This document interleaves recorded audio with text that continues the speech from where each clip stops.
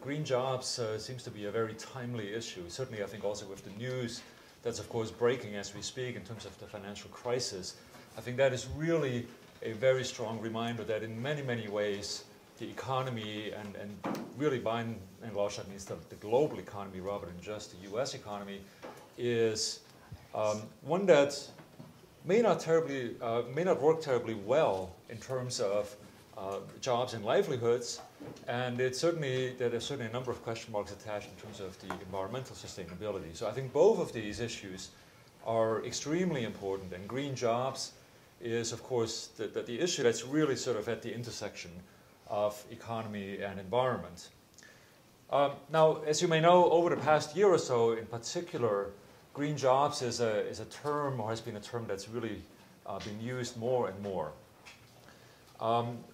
What we found is that there really is not a single definition as such, and we did actually not really attempt to come up with a particularly clever or narrow one. We rather decided that we would approach this by regarding employment that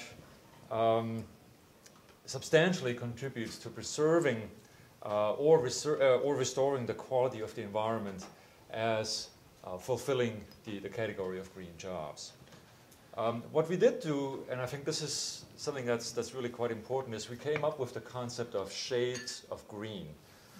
When you think about, particularly in the context of the global climate challenge, across the entire economy, there is a tremendous challenge in really doing things differently, decarbonizing so many industrial and other activities that clearly as industries and communities and governments and individuals attempt to do this, the different measures that are undertaken will, of course, get us either a little bit ahead or perhaps really a very big step ahead. So you will find a whole array of different measures. And in some cases, this may just be really a very light shade of green, a slight improvement. In other cases, it may really be a huge step ahead. And we did not want to be too judgmental because clearly, particularly in the short run, we cannot expect everything to turn around really from one day to the next. So we employ this term, shades of green, to indicate that there are really different degrees to which we can expect progress toward a more sustainable economy. Now, in terms of the job effects, broadly speaking, in many cases you will find that moving from less sustainable to more sustainable tends to be also more labor intensive. So on the whole, it is quite likely that we will gain jobs in this transition. Some jobs obviously will be endangered or will be lost, such as in the fossil fuel industries, in mining, and some other highly polluting sectors. And Sean Sweeney to my left here will address some of those issues later on as well. In addition to the question of job gains, job losses, some employment will also be substituted.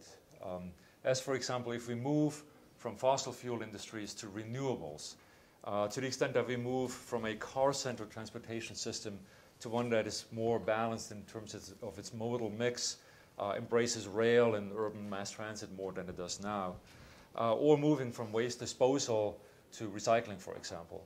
Those kinds of substitutions. We'll also see, and I think this will ultimately affect far greater numbers of jobs and ultimately really all jobs.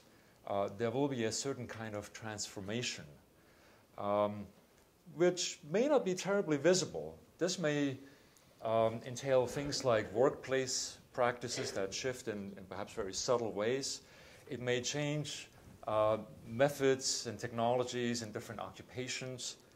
And it very often will include things like greater efficiency of the use of energy, materials, and water.